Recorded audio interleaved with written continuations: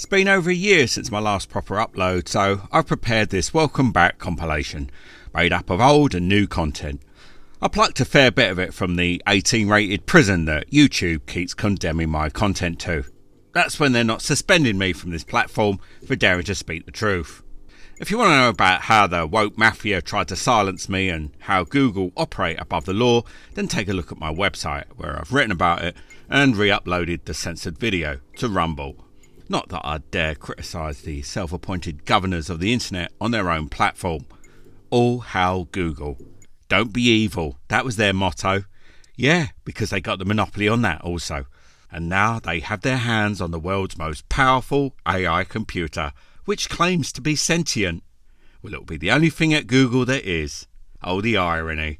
A computer that thinks for itself, designed by a corporation that actively discourages thinking for yourself. And we all know where sentient computing ends. Woke Terminator.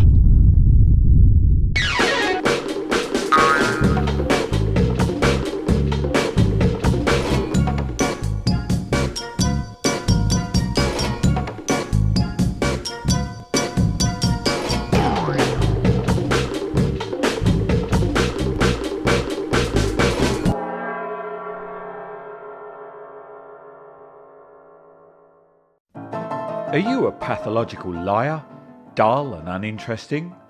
Do you have the urge to say the words harassment, alarm and distress 100 times a day? Do you moisten at the thought of dragging people from their homes for the use of improper language? Then come and join the police. We'll put a number on your shoulder right over that chip and make you feel like the government service droid you've always wanted to be.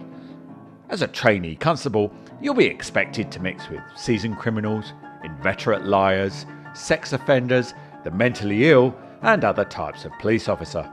You'll also be expected to tackle crime with nothing to protect you except batons, tasers, CS spray, guns, horses, dogs, cars, boats, helicopters, and a battalion of lying bastards at the IOPC, ready to whisk you to safety whenever you get caught doing something you shouldn't.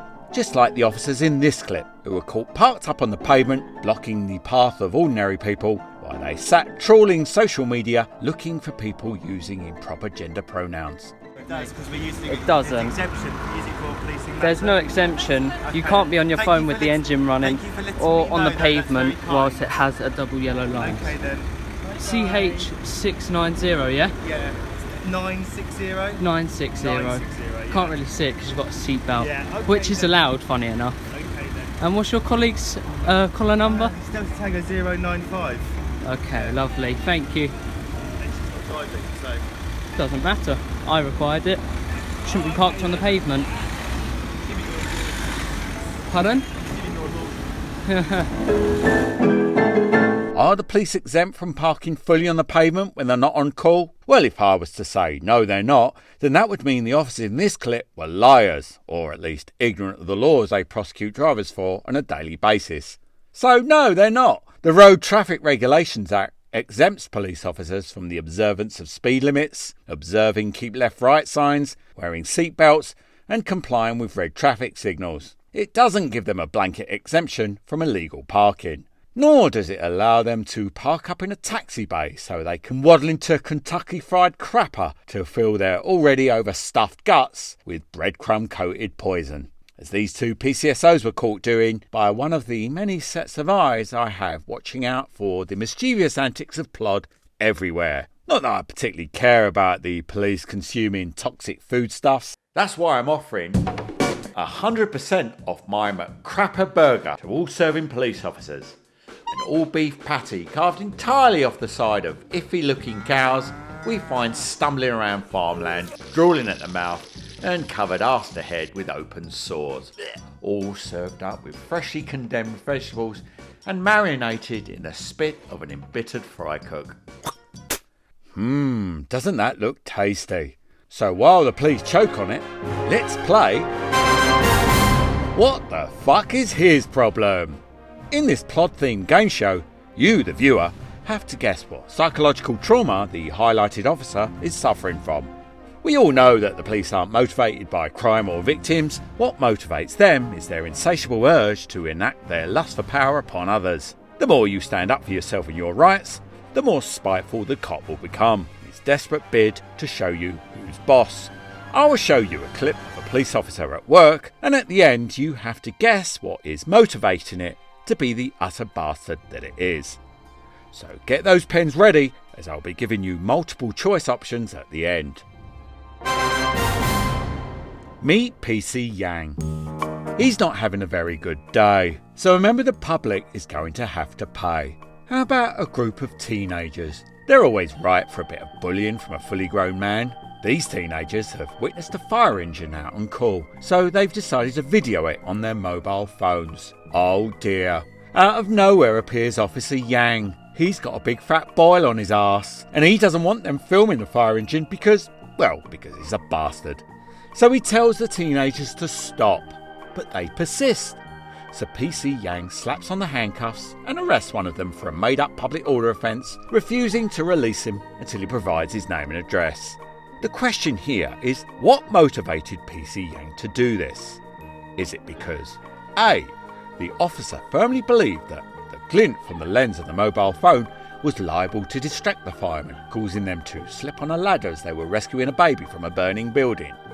B, PC Yang, being rather short, has a Napoleon complex. A Napoleon complex is a term derived from Napoleon Bonaparte, who was renowned for being a bastard.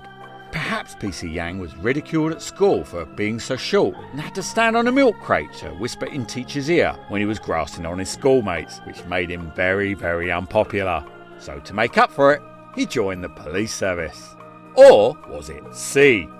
PC Yang, like most police officers, spends all his nights alone on the internet, spanking away like a squirrel monkey and playing video games with his virtual friends. And a few nights ago, they watched him suffer a humiliating defeat live on Twitch, and now somebody is going to have to pay. Which one do you think it is? Well, here's a 30-second countdown to give you time to decide, and to needlessly extend the length of this video.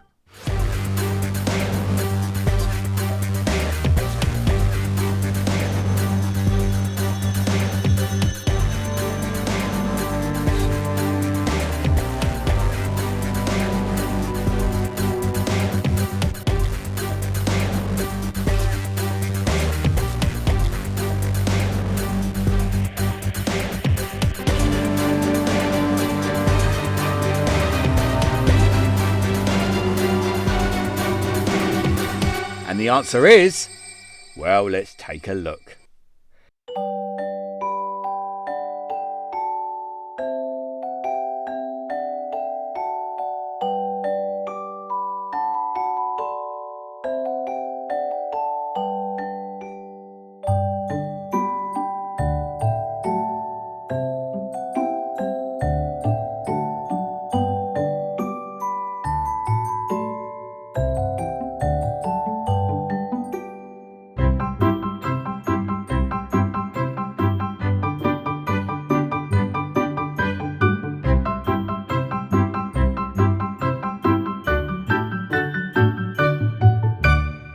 Yes, it was C. I've not the least idea what game Officer Yang was playing, but at least he wasn't playing with innocent people's liberty for once. We can only thank God that he hasn't been given a handgun, like this next cop, who was caught on camera setting out his interpretation of the rigorous standards one must achieve to become a firearms officer. I was on a course this time last year, and I used the same application and didn't get through. And there are people on that course now that I wouldn't give a pen to. I know, because I've worked with them. Yeah. And if that's the people they want, then do you know what? But have they passed any of them though? Oh, do you know what? One of the fellas that I was working with, absolute nightmare. He claimed racism, he claimed bullying, he claimed fucking everything you can imagine. He'd had 5 courses, he'd been sent away to Norfolk for a course, sent away to Essex for a course. He failed all of them, but he kept complaining, and they passed him. Bloody hell. In fact, no, I tell you a lie, they didn't. The firearms instructors didn't want to pass him. They said no. But the assistant chief constable said, well, if you won't sign him off, I will. And does he have the power to do that? Clearly. And so he's now walking up and down the airport. That's an just absolute ludicrous. liability because he threw me under the bus a couple of times. Yeah. And yeah, I am bitter. No, you don't sound it. And what a terrible loss to us all that somebody so unembittered as him was denied a handgun. How ironic. Irony being the only thing the police do well, if this example of police driving skill is anything to go by. Wow, look at that. What a fucking mess. This was one of a number of clips sent to me from viewers of this channel, illustrating how the police adopt a very different standard of law to themselves as they do to the general public, especially when it comes to such laws as visible number plates and turning the engine off when you're parked up. No blue lights, no driver. Or how about driving 120 miles per hour so you can get to your son's college meeting? That's what PC Paul Brown did quite recently, no doubt in the confidence that if he got caught, there'd always be someone somewhere along the criminal justice system willing to look the other way. And how right he was, because he was cleared of 11 offences of speeding, 4 of jumping red lights, and 1 of driving on the wrong side of a keep left marker because, according to Brown, get this, he was self-assessing his police driving skills. I wanted to keep my driving skills up to scratch, said PC Brown, as a little cricket in a top hat buried itself in shame in his pocket. If my standards fall short, my credibility goes out of the window, he said. But the bench couldn't hear any more for the sounds of his wooden nose clacking against the dock. Now it's time for the Golden Donut Award, where I choose a category of police offending and reward them for it. Why not? Complaining about it doesn't do a thing, does it? So maybe if we encourage them, they'll think they're serving the public and we'll stop doing it immediately. This time it's the award for the most ignorant police officer. And God knows there was a lot of contenders. All of them, in fact. But there was only one clear winner. Or should that be winners? Because this multiple yet simultaneous instance of police ignorance shows just how little the police know or care about the law. It was filmed by Police Abusing Powers, a YouTube channel that focuses on misbehaving British cops in the news. He wanted to gather some stock footage at a nearby station of police responding to emergencies. Poor bastard must have been waiting days. Instead, what he got was attacked by a hornet's nest of camera-shy cops, all suffering from a collective delusion of grandeur. 6621. Do you mind? Do you mind? We don't want to be filmed by you. This is for my safety and for yours. Our cameras are on. Yeah. You're the one You're coming to not- the police station, so why are you? What do you mean I'm not not safe? coming to a police station? I'm Because standing on... Where am I? Right, okay. What's this? What Public we- or private? All right. No matter whether it's private or not, you stood with a camera pointing into a police car park. And? What do you mean? And? You've come here. So Yeah. why would you not feel safe?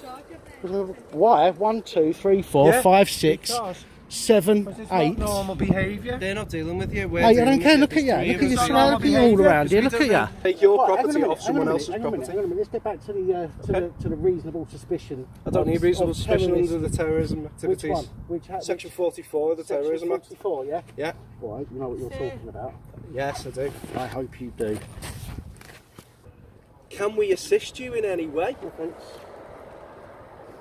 Well, you can get out of my way. Section 44. I'm not getting out your way, sir, because this is a public place, as you say, Section onto 44. private police land. Oh, right. Section 44. Well, you can go away then, because Section 44 doesn't exist anymore. It does, actually. It doesn't, actually. It does. No, it doesn't. Yeah, it does. No, it doesn't. Liberty Section tried 44. to repeal the act. Section 44 does not exist anymore. What's the number, Can I please, just sir? speak to you for 2 seconds? Yeah, it does. No, it doesn't. Yeah, it does. If any teenage girls are watching this, then a job in a police force can be yours right now, just as long as you can find an adult male body to climb into. God knows it will make a change from them trying to climb into the bodies of teenage girls. Of course, we all know that the police are right about Section 44 of the Terrorism Act still being in force because they're police officers, and that automatically precludes them from being wrong. It's reality and facts that are in the wrong, never the police. And the reality in this instance is that Section 44 of the Terrorism Act was repealed in March 2011.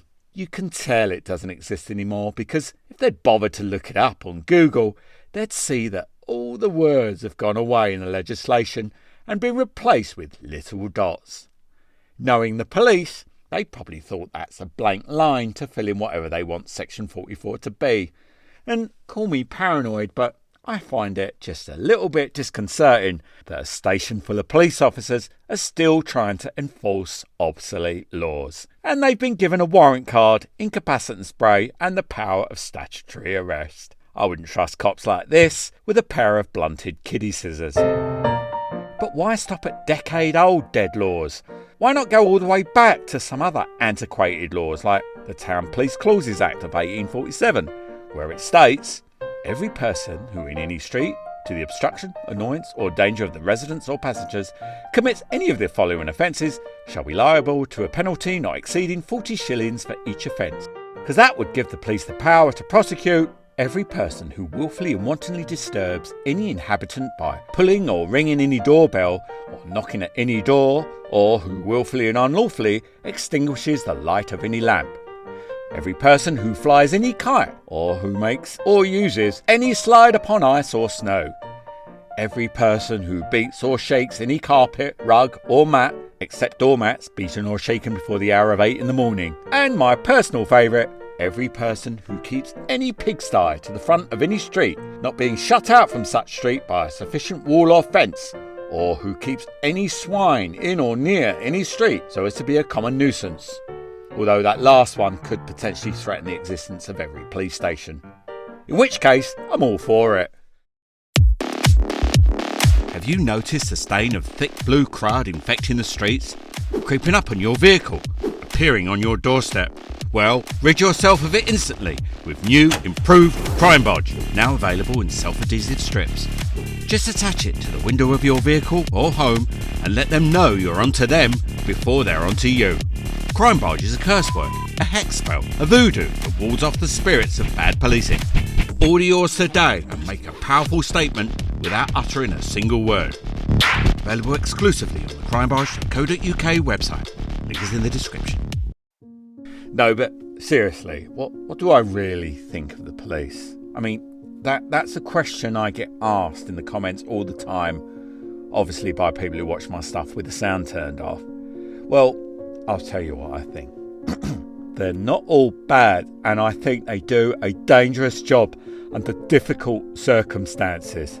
Yeah, because being sat on your arse, trawling through social media and forging paperwork is extremely dangerous and difficult, which is why more police officers die at their desks from bad health than from violent crime on the streets. And I'm not making that up. These are figures drawn directly from the Police Roll of Honour Trust, a website which catalogues all serving police officer deaths since 2008. The biggest killer of police officers, it seems, isn't the general public, but police officers themselves. Most notably their reckless need for speed when they're off duty, driving their own vehicles or motorbikes. The next biggest killer is the police's poor health from lack of exercise and bad diets, much of which can be attributed to the virtual scrapping of fitness requirement to join the police. The fitness test now consists of just 2 exercises. Being able to run a 15-metre course, and not to any time limit, but to the best of their ability, and being able to lift a lightweight bar 5 times out of 35 allowed attempts while in the sitting position that they're best at. Still, I suppose all of that suitably represents their working environment, what with being able to walk the length of an office and lift the lid of a laptop repeatedly. Shop store mannequins have a more taxing fitness course than the police. No wonder that they all look more like a recruitment drive for Weight Watchers. And on that note, they say end with a song. So here's a musical collage of plod tubsters that demonstrates how readily they confuse police service for self-service.